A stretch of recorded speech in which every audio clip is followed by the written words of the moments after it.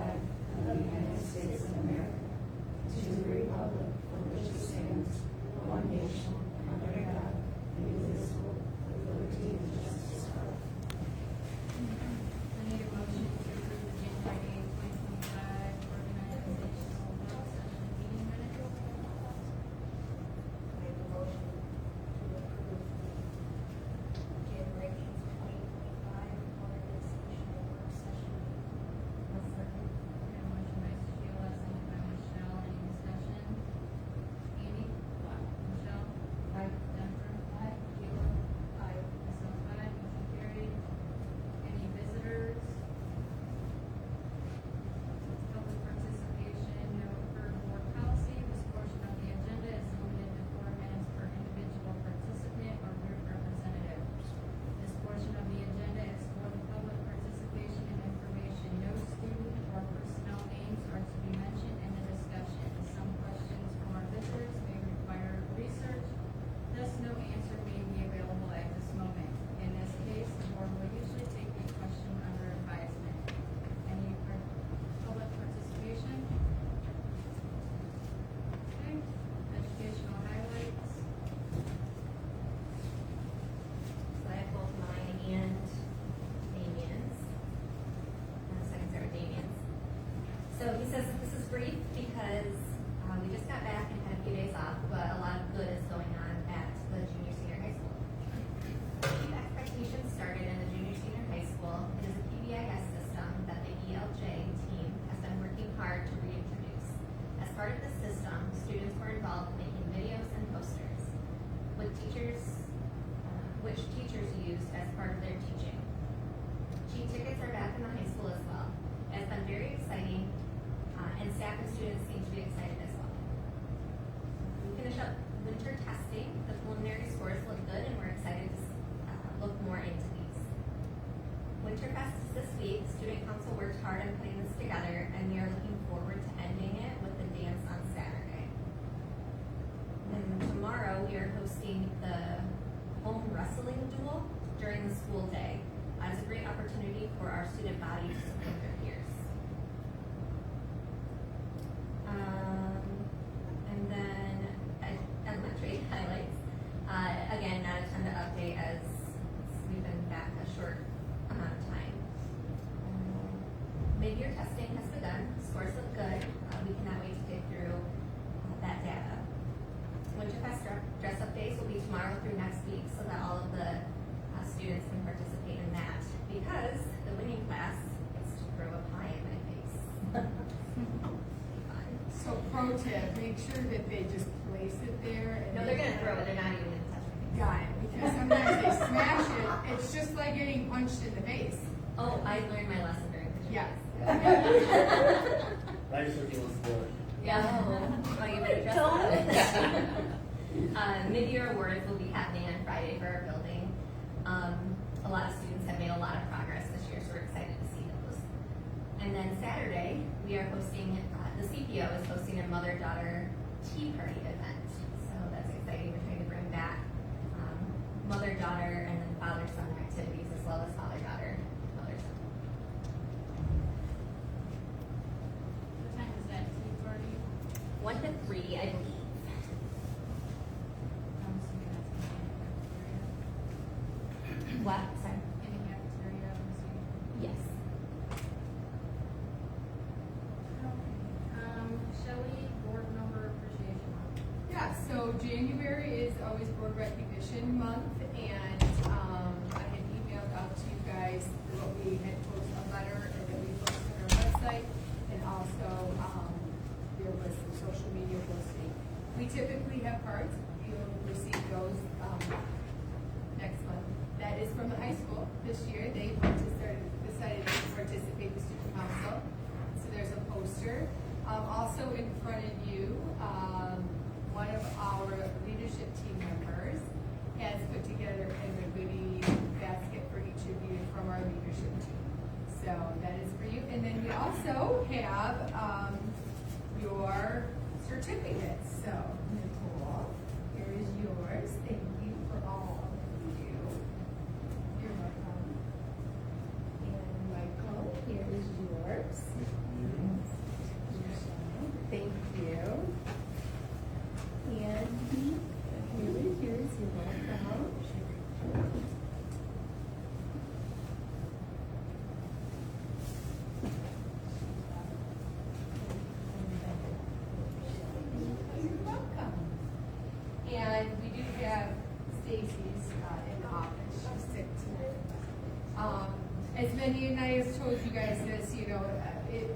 certainly being in education or any public service job, it is oftentimes, you know, you don't get the things. And it's certainly high scrutiny. And everybody can do it better. So, and that probably includes board members, right? So you're not exempt from that. However, we get it. If anyone gets it, we get it. So we can at least we do that together. And I would just want to personally say thank you for the work that you do and the things that you decide to do for the school. Because it's a choice and a decision to do that every day. And it is an everyday thing. Thank you. You're welcome. Any federal or state highlights? Well, yeah, there's quite a few, though now that we've had, January's here, lame duck, people now coming into office, a lot of things that we thought were going to take place are potentially changing. So I certainly don't want to give you guys a huge update with things that are changing.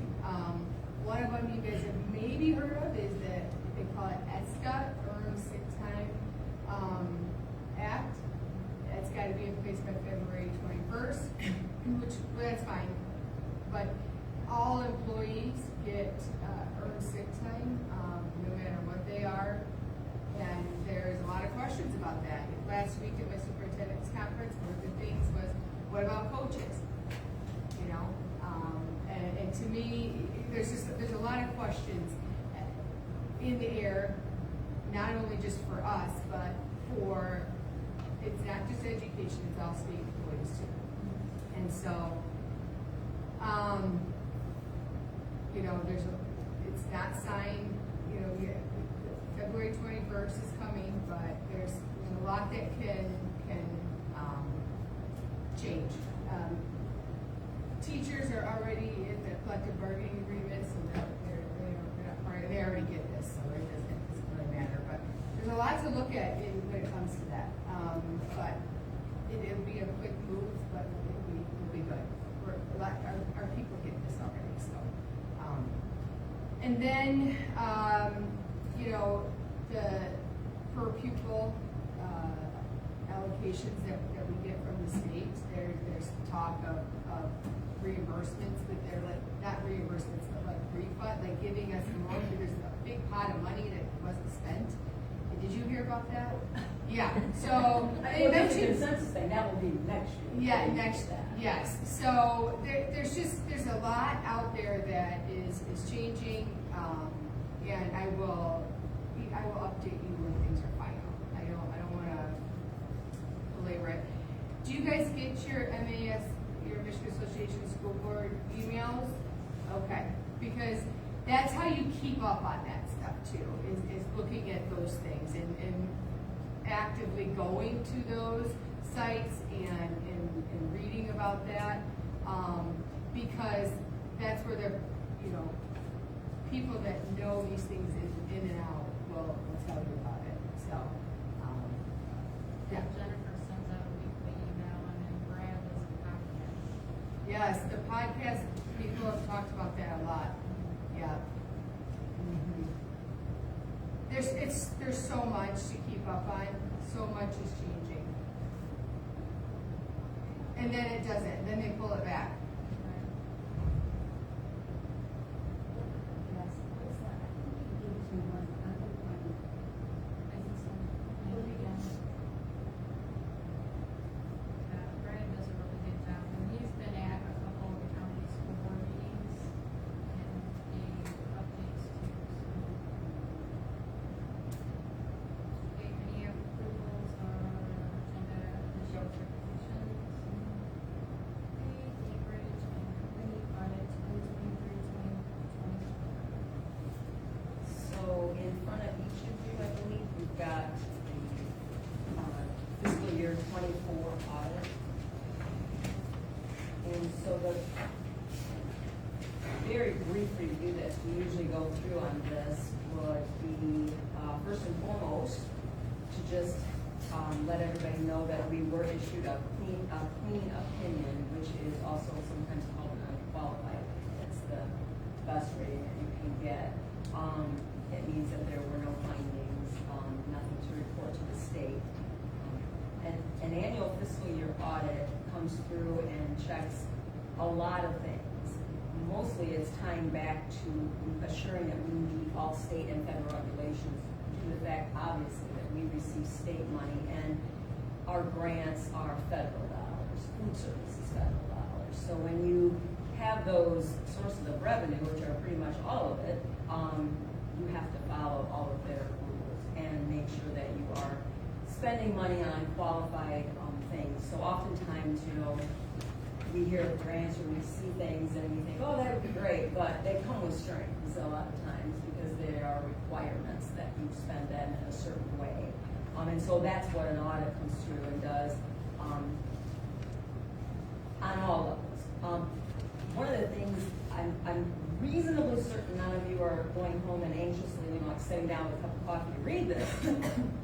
But it is, I know, right? But it is actually not all that bad. That or I just need a life, and there's that possibility too. But I've read it a little bit and found some things in it that I hadn't really found before. Things that would be interesting possibly to some of you. It does talk about the things that they look for. So if you choose to go through those, they are on, I think the most interesting page would be page 19. It's notes for the financial statement. So we should just make note of that and maybe glance through those. It's basically a description of all of the different things that they are reviewing when they're here. And it's massive. They don't come anymore much. They come for a couple of days. It used to be they came for a solid 5 to 7, maybe 10 days. But with COVID, that stopped. And as COVID did to a lot of things, it taught us how to meet in a different fashion. So we upload a lot of things, which takes a lot more time to do prep for the audit, but it's sure nice not having it at your doorstep every 5 seconds, wanting another thing. But they still are diving down deep into it from afar, and then they come for about 3 days to go over a couple of things. So they do touch on a lot of different things, but when they do this audit, you will see some things that look different from what we commonly talk about with the budget. It's because it works in two financial statement fashions. One is a district-wide financial statement. What they refer to here is basic, and that's the one that looks really Greek to most of us, including myself, because it discusses things from a different angle, and it is the entire district. So it's a lot about assets and liabilities, as opposed to what we talk about in here is just expenses and revenues. We don't really talk about the value of the building and the value of the buses and when do they depreciate, and all of those things are a lot deeper. But one of the things that I think was interesting to at least see from that is literally on page 7, and that is just, again, this is that other type of financial statement reporting. It does show that in 2023, our total net position was about $3 million less. So in 2024, remember that's what this is. This is an audit of the 23-24 school year. And so there was growth there, and in their reading materials, they talk a little bit about that.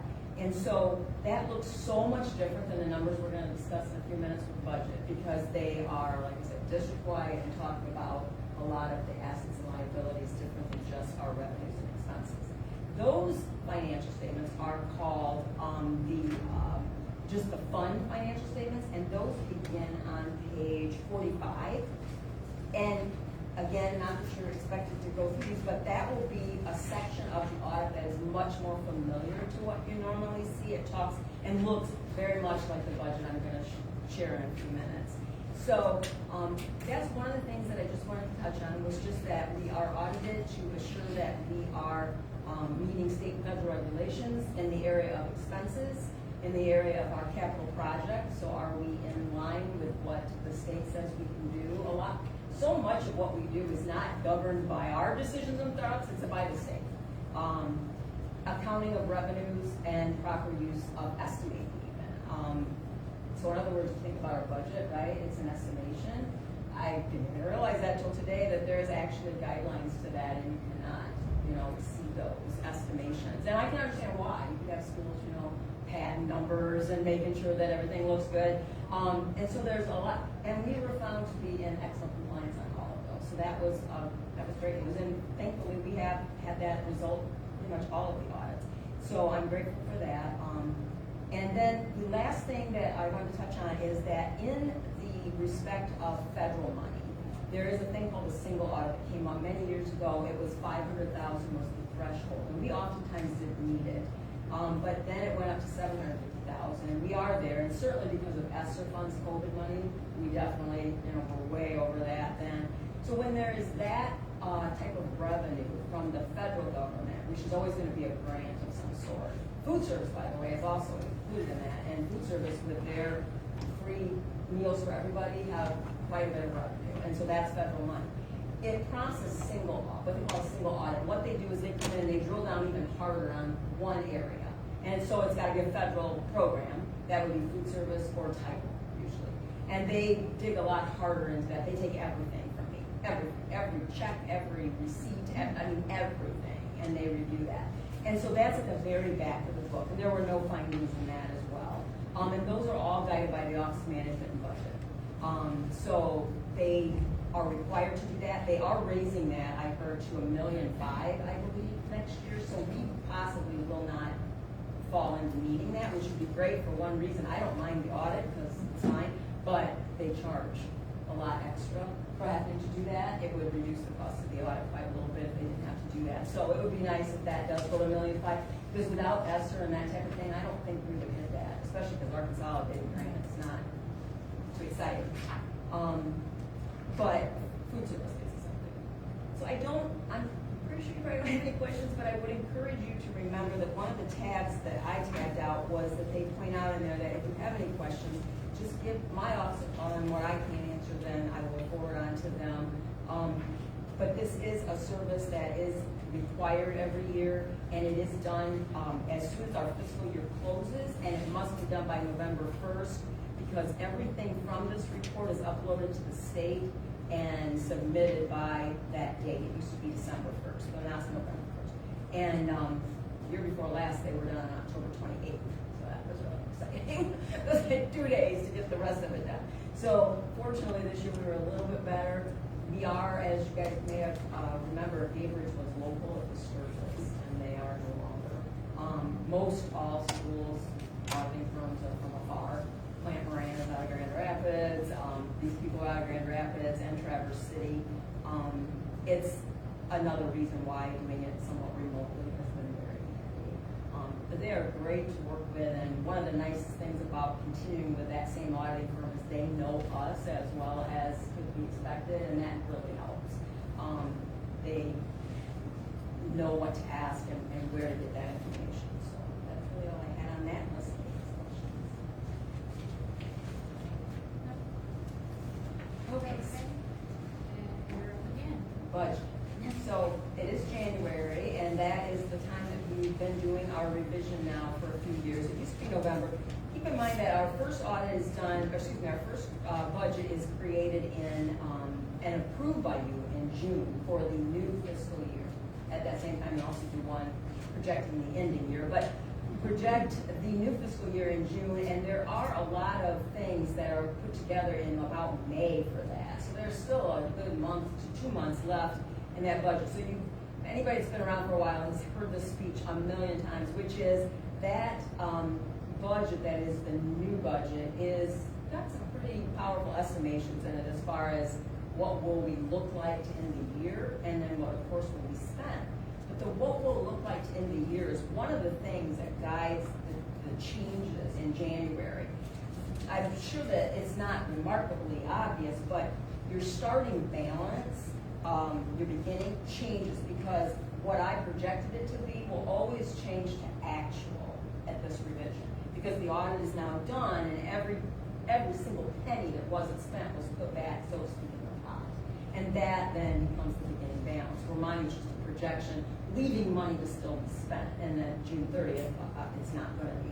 So that's one of the things that changes, and if you start with the general fund, which is in this packet that would be in front of you, it's the very first page, that it would be reflected in the audited final number column goes up to the January revised 4,723,924, but you see that's different than the 4,564 that I proposed. That middle column is what you would have approved back in June. And what you're approving tonight is the January revised column. So this is kind of really the only one that I do a lot with. The rest, truthfully, the only other budget you're legally required to adopt is the food service budget. The budgets for capital projects, sinking funds, do not even require board approval. We just always made it a part of it because it's just easier to do them all. But I don't do much with them, especially the projects, because that's just later, you know, so it's really hard. And we'll clean that up in June when we do that budget. So general fund, the top one here, that's the main, obviously, our operating budget. And not a lot, if you look at it, truthfully, not a lot has changed. And I can summarize it in about 4 things. So the local money, you see a decline from what I predicted that it should be, now what we're estimating it to be, because again, it's still all just estimates, are less, 39,123. And that's simple. That is because in that original budget, we didn't know what the taxable values are, and we do now. Simple as that. As soon as those new taxable values are released, then they're put into the budget with what that revenue is going to be, and that is either a plus or minus. But that plus or minus really just falls to the next category, the state. And again, I don't want to bore anybody with the details, but let's just really quick touch on one simple thing, which is how are we funded? We are funded by student count. And so everybody, the per pupil count, allowance is 9,608. Everybody thinks we get 9,608 times X from the state. That is not true. We get 9,608 per kid from both state and taxes. Property taxes in 1994 were the driving force for funding schools. And then when that changed, the state picks up the difference. And the state requires you to get those 18 mils. And if you can't, that's, sorry for you, they give you just the difference of what the revenue should be versus what you are going to get from them.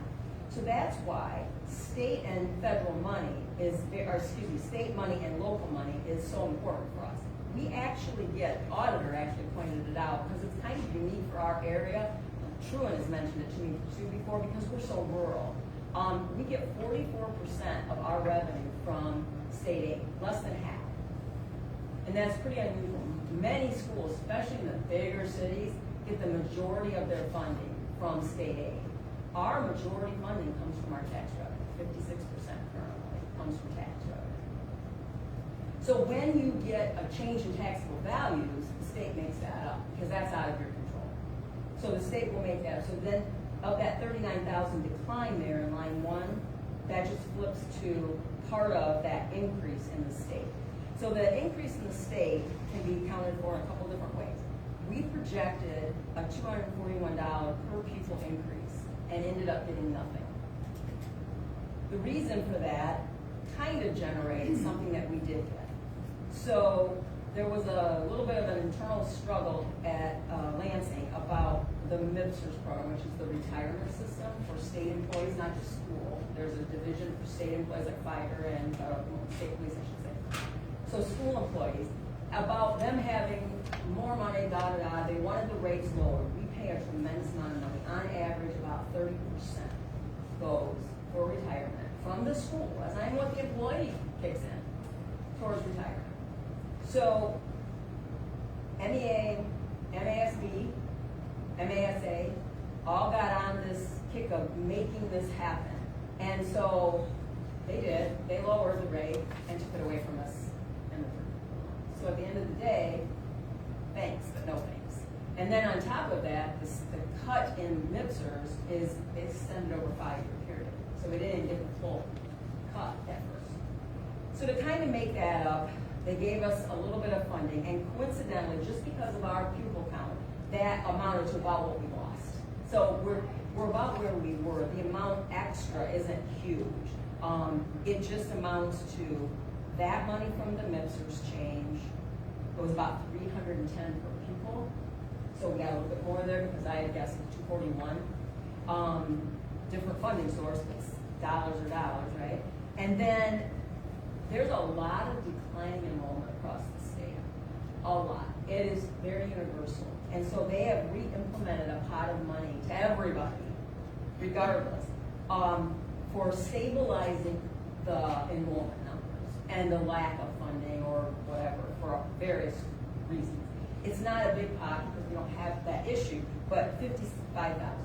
So that those two little pots together make up that 196 that you see as a growth in the state. And then federal is really up in the air right now because that's just grant money. Anything you see go in there is going to go out in expenses. We just had some changes in title money. Those are changing back.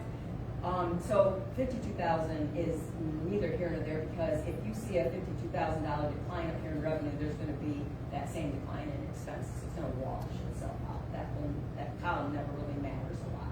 Can I interrupt just real quick? So last week at the conference I was at, they did talk a lot about pupil counts throughout the state, and so I just pulled it up because I knew we were going to kind of talk about that. Across the state is down 8,762 students this year. And then for next year, so 25-26, we're projected to lose 3,700 more, so that's a decline of 9,000 students from the year before. And then in 26-27, we're on track to lose 10,000 students from the previous year. People are not having as many children. So that is one of the things. Moving. Potentially moving on, that is happening out of state, and there's just not as many kids. But you don't know the irony to that loss of students Across the state. is that leaves more money in the pot. Because remember, all of this, there's our state aid pot. We talk about that, but there is really one big state aid pot at the state of Michigan.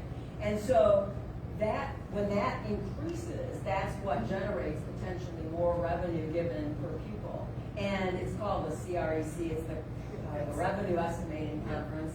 And That's where this came from. yeah, and that meeting it's kind of like their confirmation at 2 points in the year of how they're doing on their numbers, their budget. And they project the same thing that we do. Are we going to have more kids, less kids? And so they build their budgets around how much they're going to give out in the education world around that thought process. And then when those numbers come in different, so it's the opposite for them. When their numbers come into less students, then they have more money to fund, right? Because they're giving it out less to all of the districts combined. So in a way we benefit, but in a way we don't, because it just depends on where your cards fall on that year, right? We've been really blessed in this district for years, really blessed. So that's a great thing. But yeah, I was, Shelley and I had already talked about it a little bit, and then I saw it, and then she's obviously heard it too. It's just all across the state, and it's secular. I mean, we've seen this before across the state. So it doesn't necessarily mean it's a sign of anything too terribly different. So that's the revenue pot. So overall, we are projecting an additional 105,000 over what we projected from the beginning of the year. Obviously, there is changes always. And then expenditures can be summed up pretty easily too, because if you look at them, they're really small changes. I mean, in the overall big picture, you've got what, 1,800 in a pot of operations and maintenance, which is one of our largest budgets. I mean, let's be honest. The thing that runs a school is people and the buildings. I mean, that's the majority of our funding. And so for an only $1,800 shift, that's very minimal.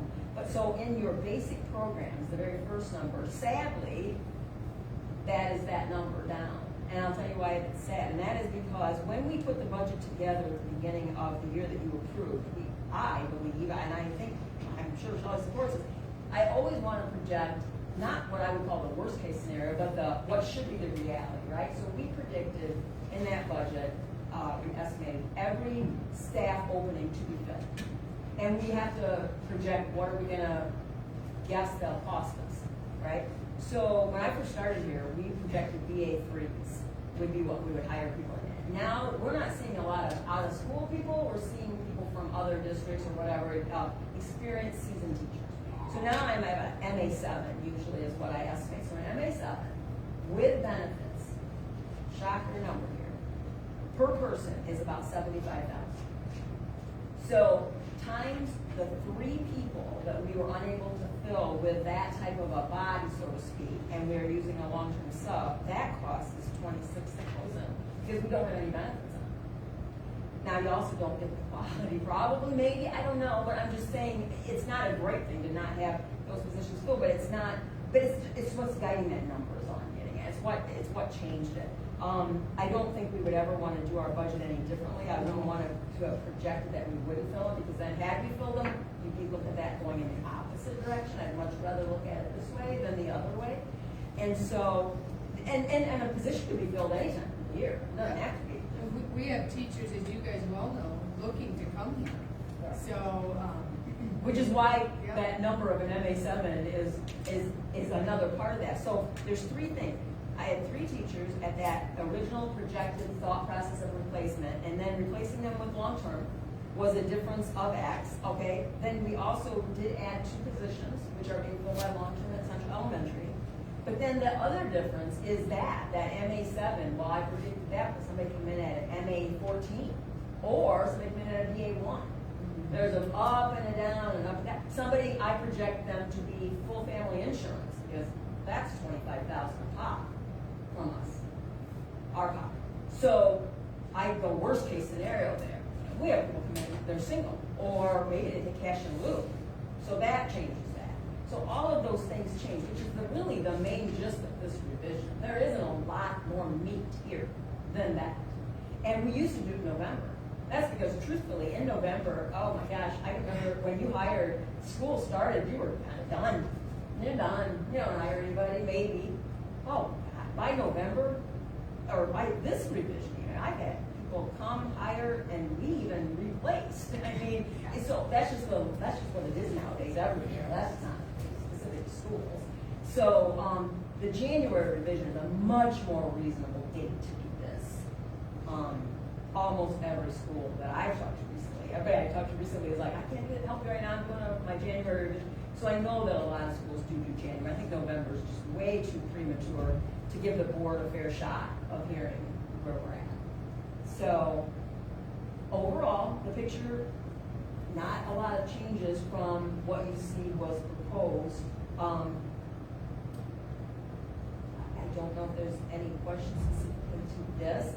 We didn't change anything much on food service, which is your other major one that you need to approve. Again, because they are so in flux right now with their revenue. I mean, this program shift of everybody eats for free is wonderful, but programmatically, it's just a lot of moving parts. The state is kicking in, but the federal's not kicking in, and it's just crazy. So it's just safer to wait till the end of the year. Because at the end of the day, they have to spend their money on their program and their program only. Their budget has nothing to do with anything but food service. They can't even buy cafeteria tables and pay for them 100% if one other thing uses those tables, such as if we hold a dance in the cafeteria, we can no longer justify food service paying. It is one of the most heavily monitored programs schools run because it's federal money. That's why. Not any other reason. It's federal money. And they are picky. Like, they monitor our bid process if you're going to bid it out. They monitor their equipment buying. It's everything. Food service is super strict. So their budget, I just don't revise until the end of the year when it can be possibly A, more accurate, and B, of any benefit to anybody.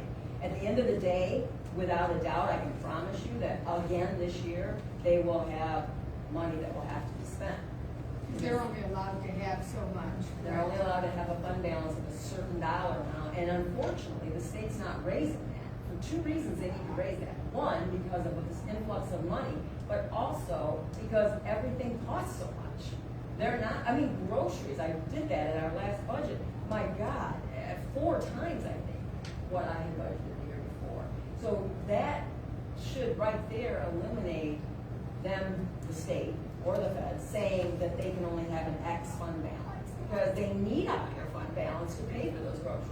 And had it not been for all of the revenue coming from the Kids Eat programs that are in place, it'd be tough to make those bills, so to speak. but someday maybe they will.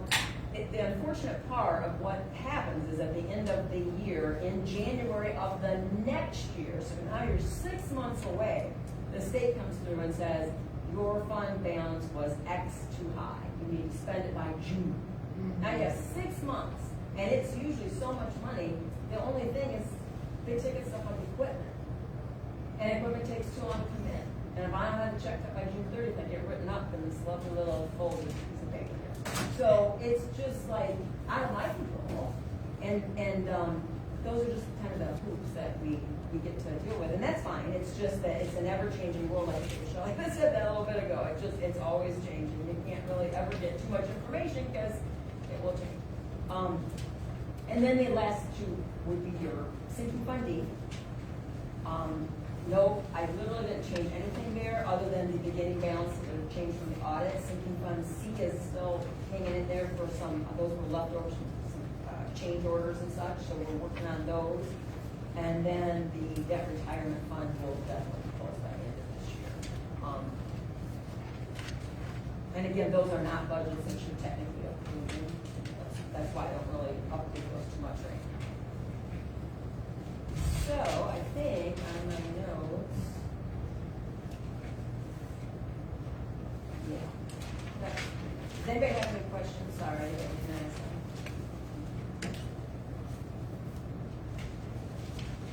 No, you did a great, excellent job. We appreciate it. Yes. Thanks for what you do.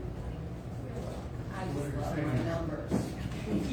Food services can't pay for concession stand either, right? No. Next. Next. Okay, I need a motion to approve the consent agenda. Make a motion to approve the consent agenda. Second. I got a motion by Michelle, second by Jennifer. Michael, we have gifts on page 7. A month? It's a good problem. I think you could group them too, the ones that Why are would the this same. No. You don't have to read each one of these, because it's not necessary. Recently, the administration was made aware of the following gifts were offered by the donors listed below. Mendaloy Corporation, $500 for the high school youth and government. Pigeon County Right, instrument to the band for $150. Samuel Oldenburg, instrument $50 for high school music. Marvin Julie Schneider, $100 toward high school girls and track. Kathy Schussman, $25 high school girls and track. Dean Frank, $50 high school boys baseball. Liz Hires, $50 high school boys baseball. Jacqueline Schneider, $30 high school baseball. Tom and Donna Hartnett, $50 high school baseball. Charlie and Katie Davison, $50 high school baseball. Jonathan Flock, $50 high school baseball. Dale Randall, $50 high school basketball and football. Ellis and Walt Tracy, $50 high school boys basketball and football. George and Diane Morse, $30 high school boys basketball and football. Mr. and Mrs. David Kirsch, $50 high school boys basketball and football. Patrick West, $100 high school boys basketball and football. Barb Snyder, $100 boys basketball and football. Central County Fair Association, $100 high school boys basketball and football. Pat Carpenter, $50 high school boys basketball. Any discussion?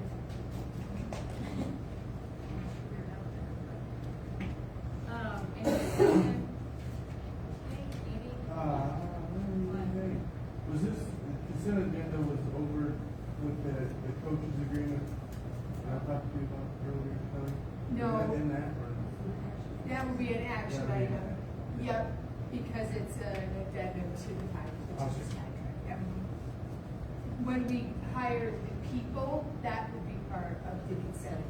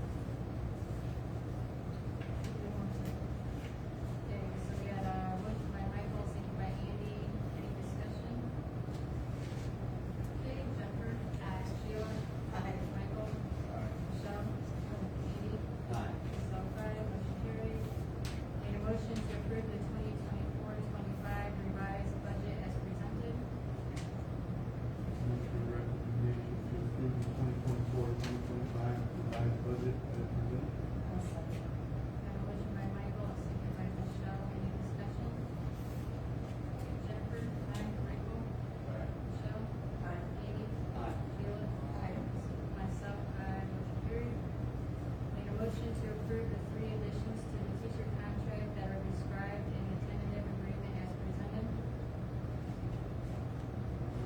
Motion to approve the 3 additions to the teacher contract that are described in the tentative agreement as presented. And a motion by Michael, second by Jennifer. Any discussion? This is where, I talked to Shelley earlier, she's kind of on the same page, but we're really behind the 8 ball on this, as far as assistant coaching being. If you're in middle school and high school athletics, that assistant coach does almost more than the head coach. You can't find volunteers anymore. So I would like to see it revised one more time this year, after the contracts, to include middle school baseball, softball, almost every sport that is in this building. And I would go as far as putting it to the AD's discretion. Because you can't find quality candidates to fill an assistant coaching position for free. You can't, especially when they, I mean, look at today's society, you can't find somebody that has a criminal record out there. Maybe it's be a, hey, you can coach, go to jail. So, What assisting coaches positions are you talking about? The amount of children that, or the kids that are on the teams, or that they have to work with, or all? well, high school, baseball and softball takes 2 to 3 coaches, and you're only paying one in middle school. And this year, we're gonna change it to where high school is gonna get assistants in That's what this is. softball. This is what this is. But for forever, it takes a first base coach At minimum, and a third base coach. So you're telling the sport that it takes 2 coaches at minimum, but you're only paying 1. So then all that work on top of what that coach is doing, 90% of the time they're splitting their pay. Which has worked in the past, but with the building, the way it is nowadays, I mean, last year I drove all the way everywhere, all in coolers. In our job, Cody didn't collect 1 paycheck. So it's just fair that we pay the assistant coaches. And I would put it to the AD's discretion in the future, because there's gonna be some of those candidates that are a dad that, hey, you can't find a candidate, I'll help out. I mean, maybe they get paid not as much as a qualified candidate. I don't know. Just to be fair, the only reason we can't do that, I'm on board with everything you're saying, the only reason is in the teacher contract. It's always been, Yeah. you'll never get it out of there, so it's called Schedule B, and unfortunately that guy's, which is why you're seeing this tentative agreement. Yeah. They have to agree to it, so to give it any flexibility is gonna be tough, because they Well, we have to can agree. get everybody paid from the ground, from the top down, right? Right, In you the- just in the can't teacher's make it contract. change the rate of pay. Okay. Because the irony is that same thing actually is kind of one of the cruxes of it, which is they are paid off the teacher salary scale as well. Even though they're not, a teacher, because this is a coaching position, but because it's in that teacher's contract, that's the scale that it's tied to. And there was a time period many years ago, we tried doing it differently. We said off-staff coaches would be paid this and hired privately, and Truman just cut it because of, number 1, liability, and number 2, it became a little discriminatory on some level. So it became, Mark was very passionate about that. He's like, they're doing the same work, they should get paid, it doesn't matter, they're not a teacher here. So that's where we went back to it. We got rid of that private company contracted coaches and went back to everybody's under our payroll and therefore our protection of insurance and liability, but also then within this contract. And we talked a little bit about that this afternoon. The other part is, you're right. We probably will come back with addendum C for middle school baseball. Well, you got a contract that's up. Yeah, well, but for this year, Oh. like, we didn't, that could have been added in this, so, but because those are the ones this year that would potentially need it. But, yes, so this summer, the teacher's contract is up for negotiations, and Schedule B is part of that. And so, all of the things that you're saying, you're right, I am on board with, I have been, and I know our athletic director is too. You know, and the discretionary part, once we get the position in there, the discretionary part could be for her to hire the position. Right. So, you know, that is already there. If we already have Schedule B positions in there, because why would you take it out? You don't take something out that we may no longer do. You can, now, there's some cleanup that definitely needs to probably happen in there, but you wouldn't take a position out, because then if you wanna put it, start that club again, you'd have to put it back in there. So there's definitely, but the discretionary, if we get it right and have it in there, just because it's in there doesn't mean we are hiring it, you know? And so if you have it in there, then we can, the discretionary part could be to our athletic director, whether or not we actually need it or we hire the positions. And that could be changed from year to year. Besides, It could, yes. Volunteers. Yeah. I'm also assuming that we have put that structure of how we post jobs and fill those jobs. Oh, by the law, we have to, yeah. I assume that, but. Yeah. Oh, yeah. All of them.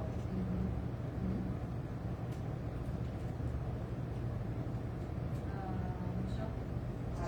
Michael? Aye. Amy? Aye. Jennifer? Aye. Kayla? Aye. Myself, aye. Motion carried.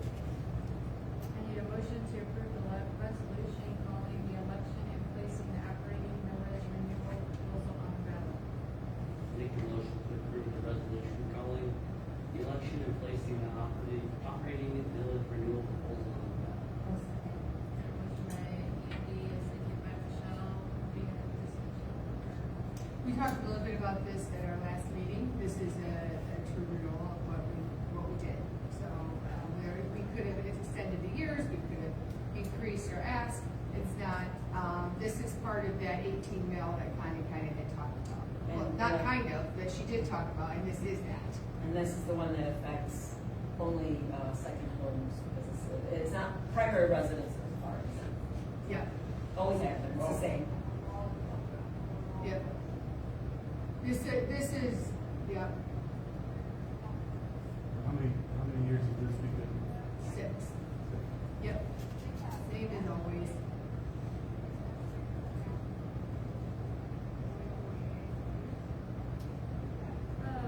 Jennifer? Sheila? Michael? Andy? Michelle? Myself, carried.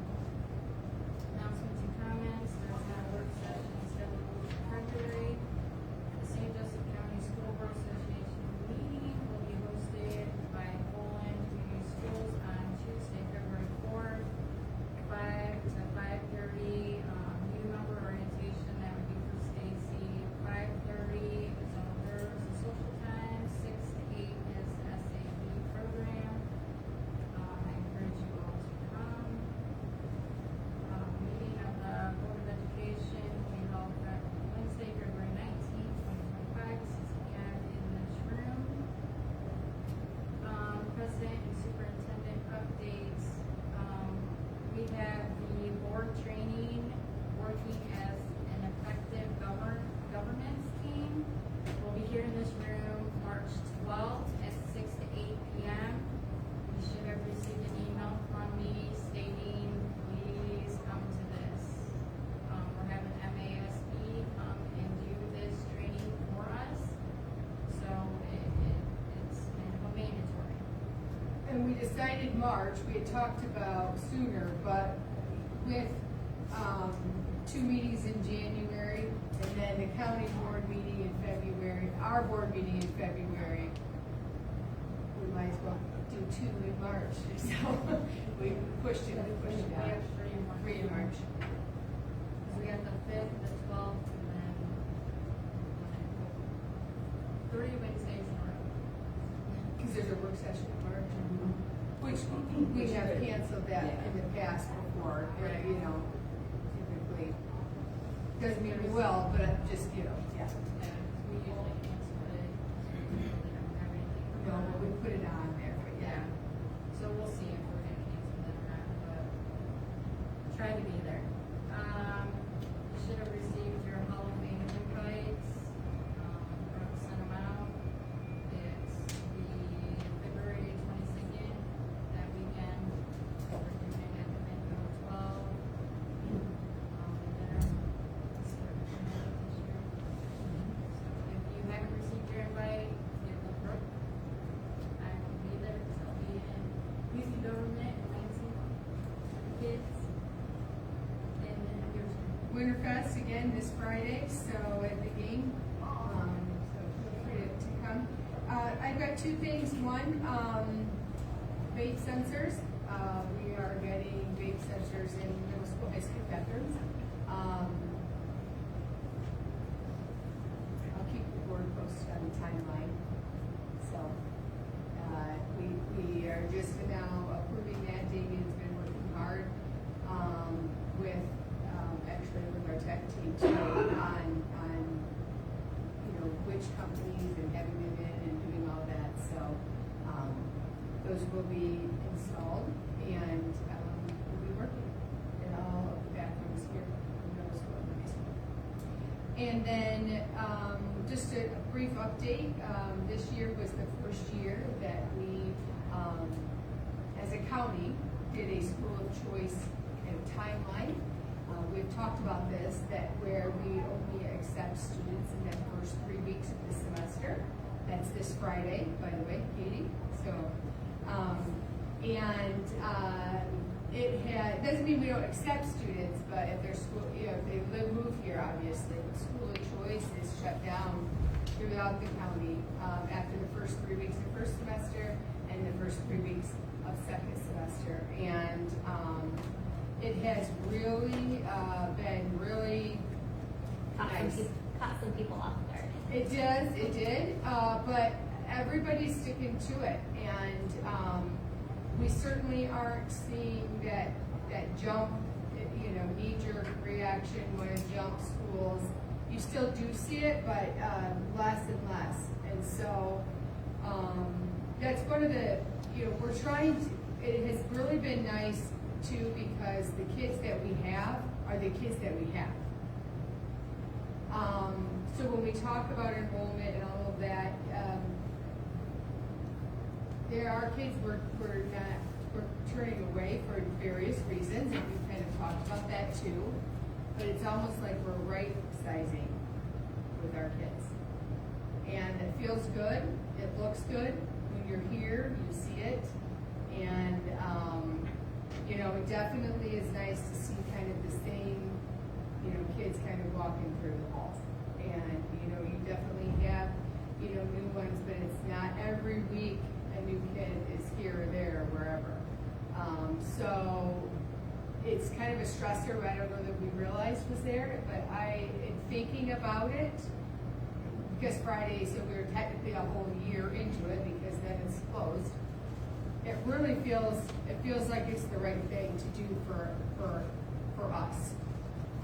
And I actually started a bi-weekly superintendent virtual check-in meeting, just because I felt we needed to check in with each other more. And it's been really popular. I'm kind of worried about that a little. Well, anyways, Tuesday was ours, and we do it on Tuesdays, but at 10 o'clock, and I asked what the other superintendents thought about it, and they too shared the same, sentiments that they like that timeline. So something some good positive change that does affect, We've got good feedback from the teachers too. Yeah. Just because it's hard to add a new student into your classroom every other week and then see them go. So. Yeah. Maybe you guys have something that, It's nice that the county is all superintendents. Yeah. Support the school. and if they back off from that, I think we need to have a serious conversation whether or not we want to keep that, because it really makes a difference. It can. It made a difference when we started saying, if we had, these discipline type things, that we are legally able to say know, we made those decisions, all school choice decisions come through my office, every one of them. Approvals and not, that was one of the immediate things that I did. And, you know, we're seeing that, we're not just taking all of the kids, and there are handfuls of kids that we could be having here, but we don't. And so, and then now this, so it just feels good to be able to get some semblance of control over this. Yeah, it makes a difference that we're not just a convenience for Yes. those parents, for those students to have an education. This is actually their choice, Yeah. not just because they've been in trouble or because, Yeah. you know, they Yeah. missed an ungodly amount of school and, you know, it's great for the school, not only to be selected, that's not a good word, but it's to have a little more control over which possible Yep.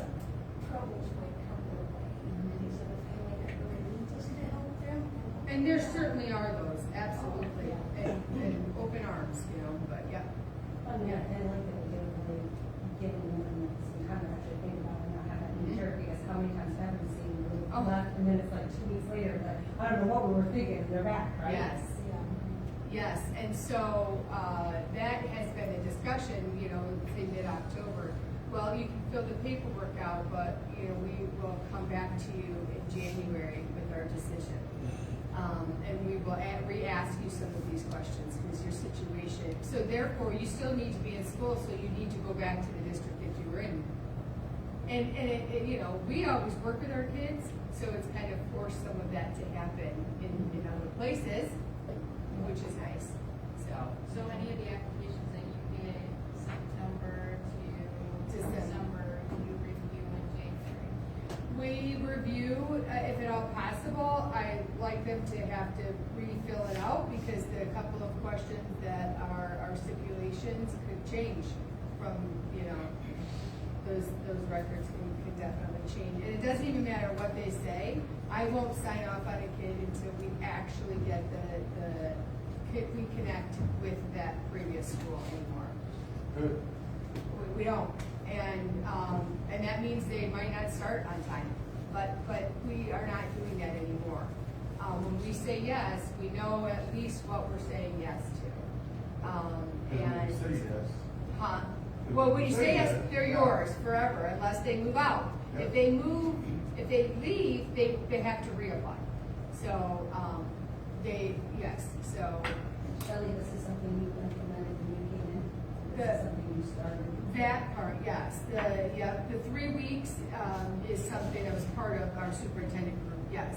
But, yeah, no, because it was just, I was getting, why do we have this guy? I don't know. I know as an elementary principal, I would never accept a kid without speaking to the previous school. But as a superintendent, I thought, you know, the buck stops with me. I can give Katie the freedom to do that, but I'm not going to, because I want to know who this kid is. And so we have conversations about every single kid, Damien and I, or Brooke, you know, we have conversations now. And that is, You know, we come together and talk as an Yeah, administrative thank team you. from the elementary and the high school, middle school too, because so many times there's kids that are in the same family that's in both buildings. So it's been nice to be able to get together, and Damien and I have called schools together. I encourage those two So to, you know, to talk to Katie, make sure that siblings coming or not coming, or Katie talk to Damien, you know, we're trying to do these things together a little bit when you can, so, yeah. Yeah, thanks. Anything else? Nope, and I have been getting a little bit of feedback from you guys on my updates, so, and be looking for those to change a little bit over the next. I'm not gonna promise that it's gonna be right now, but one of the things last week, I keep bringing it up because it's the first superintendent's conference that I made myself go to, because it's all this time. I cannot believe how much I learned here.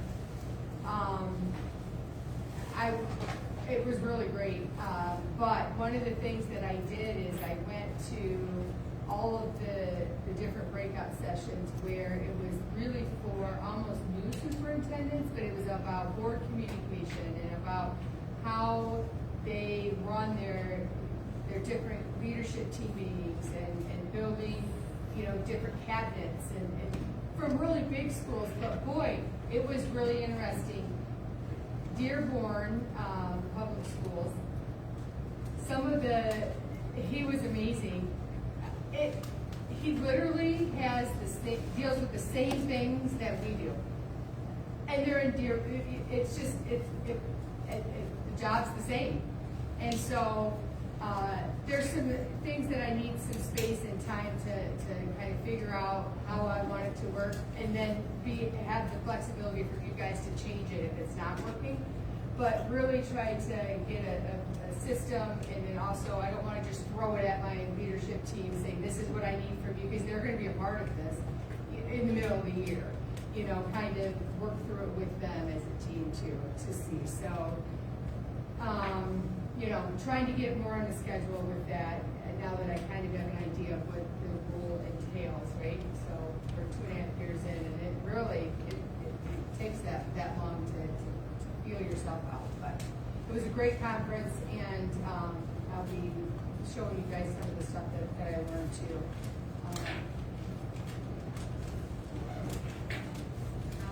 Yeah.